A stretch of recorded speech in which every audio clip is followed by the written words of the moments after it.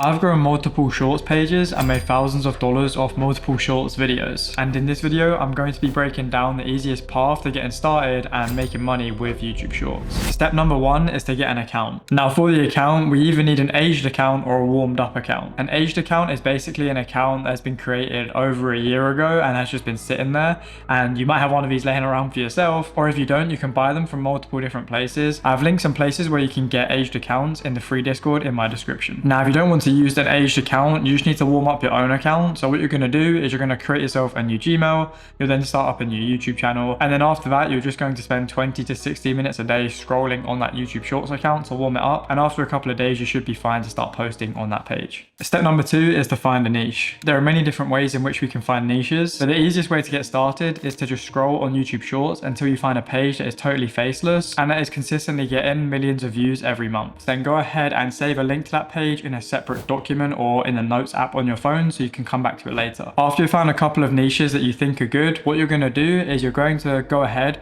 and start engaging with a bunch of their content so that YouTube is going to suggest you their competitors, and then we can see how their competitors are doing, how many competitors there are in the niche, to then give us more information about the niche before we dive into it. A big mistake I see a lot of beginners making from my Discord group when they are looking for niches is they might find a niche that on paper looks really good, but then when they send it to me, they haven't checked the dates of the uploads. And then when I go ahead and take a look at the date of the uploads, I can see that the page hasn't posted in over a year and none of the competitors have, which basically means the niche is most likely dead. So to give you guys an example, as we can see here, so far this page looks pretty promising. 31 videos, 450,000 subscribers. And if we take a look at their views, these ones are getting decent views and there's some that have a million, over a million. However, if we go and have a look at when their last video was posted, as you can see, it was in January, which was a good few months ago now. And if I went and had a look at all the other competitors in this niche, a lot of them stopped posting even before that in like 2024.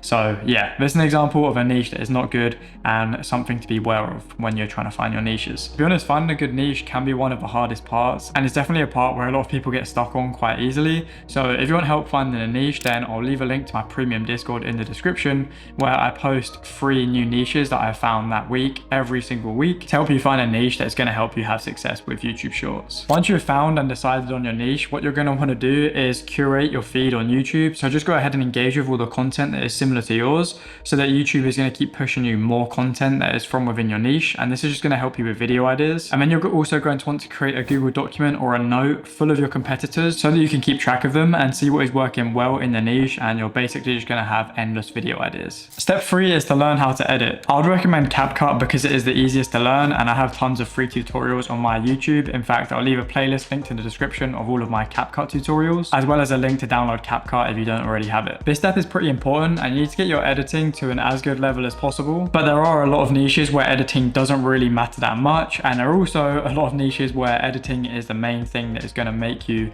have success in that niche. So if you're a beginner, maybe pick wisely on your niche and go for one where there isn't too many crazy edits that you need to do. For example, if we take a look at this page here, as you can see, it is basically an edits page. And obviously to do a page like this, you're going to need to have a decent level of editing as there is different effects going on. So picking a niche like this if you're a beginner is going to make it a bit harder, and you're going to have to spend a little bit more time learning how to edit. A key thing to ask yourself when you are editing your videos is, are your videos at the level of your competitors, and if not better? Because if your videos are not at the level of your competitors, then it is quite unlikely that you're going to succeed with your channel, simply because YouTube are going to be a lot more likely to promote the people that are making better videos and already have an audience that is interested in these videos. Step number 4 is to find video ideas. To do this, you want to scroll on your curated feeds on YouTube, Instagram, and TikTok, as well as also go to your list of competitors, and basically you're just going to try and look for a video that has performed very well, obviously, when you're doing these things. So for example, if I was in this niche and I'm looking at my competitors' videos, I'm going to try and find some outliers. So this is a small outlier. If I can, ideally I would find a bigger outlier, like a video that has a few million views. This one has 3 million views. What I'm going to do is I'll take a look and then I'll see how I can take this video but change it ever so slightly. So for example, with this video, it's obviously talking about a golfer and how the crowd is cheering him on and how he became the main character. he probably hit a pretty good shot, which is a hole-in-one. So what we could do on our channel is we could go and take a different hole-in-one shot from a golfer and basically make it into the same type of video. So that is what I mean, or that is an example of what I mean when I say put your own spin on things. It can be something as simple as this, or it can be something a lot more complex, but that is just an example. A bonus tip here is to create pages on Instagram and TikTok and curate your feeds there, because it can be really helpful for finding video ideas that have not made it to YouTube yet, which is where probably some of the most viral videos are. But with that being said, what works on TikTok and Instagram doesn't always work on YouTube. So when you find these ideas, you're going to want to take them and put them in your own style and essentially YouTubeify them in a way to make it so they would actually work well on YouTube. Step number 5 is to post one time per day. Now, when you're posting every day, you're going to want to make sure that you're trying to make every single video better. You're going to want to take a look at your analytics in the YouTube studio to see if there's anything there that you can improve. Maybe your swipe rate needs to improve, which means you need to make a better hook.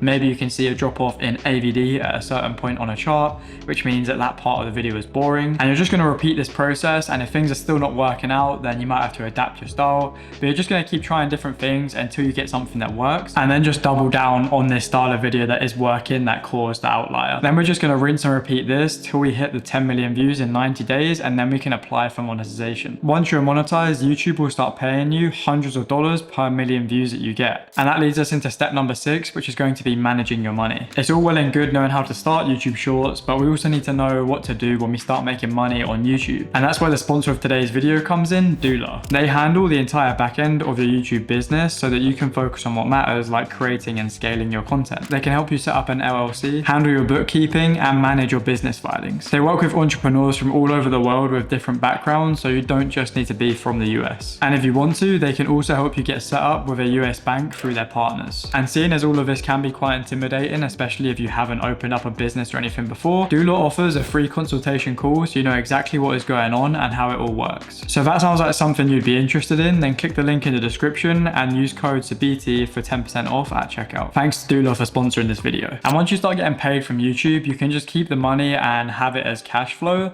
and keep running the page yourself, or you can reinvest some of it into your page and hire an editor so that you no longer need to focus on that page and so that you can just run up some more pages on the side. Now, to find these editors, you want to look at places like video editing Discords and Twitter, as well as potentially using freelance sites. Once you have found some good editors, you then need to work out a deal that makes sense for both the editor and yourself to work on your page. And there are a few different ways you can structure deals with editors. The first one being is you can just pay them per video, which I've done before and it works fine. If I do this, I usually do put in some bonus sort of structures for if they do hit X amount of views in a video, just to give them a bit of extra motivation. And then you can also do it another way, which basically eliminates any of the risk on your end, where you basically give an editor a percentage of the revenue from the page. So if the page makes 10K in a month and you have agreed to give the editor 20%, they would then get paid 2 out of that 10K for the month. Now, the good things about this is obviously the editor is going to be quite motivated and there is not really much risk on your end.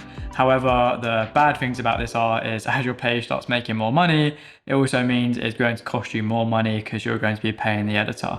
So it's kind of up to you to decide which one you want to do. I've done both and they've both worked in the past. So just make a decision on what makes the most sense for you and your page. Now, once you've found this editor, you then want to train them up so they can be as good and if not better than you. My process for doing this is to screen record myself making a video and then I'll just send that to the editor so they can see everything that I have done and they can basically learn by watching my video. So it's just like you creating your own tutorial for your editor. And I would also make sure to give the editor access to look at the analytics on the YouTube channel so that they can also see where they can improve, like we did at the beginning of our page when we were learning how to edit. And that has been exactly how to start YouTube Shorts in 2025. Now, if you want a little bit more help with your YouTube Shorts journey, then I'm also going to leave a link to the premium Discord community in the description, whereas it's just a community of a bunch of people winning with YouTube Shorts and you get a bunch of other benefits. But yeah, you can check that out in the description. Now, if you want to see me start and grow my own YouTube Shorts page in real time for a little extra motivation or to see what the process actually looks like,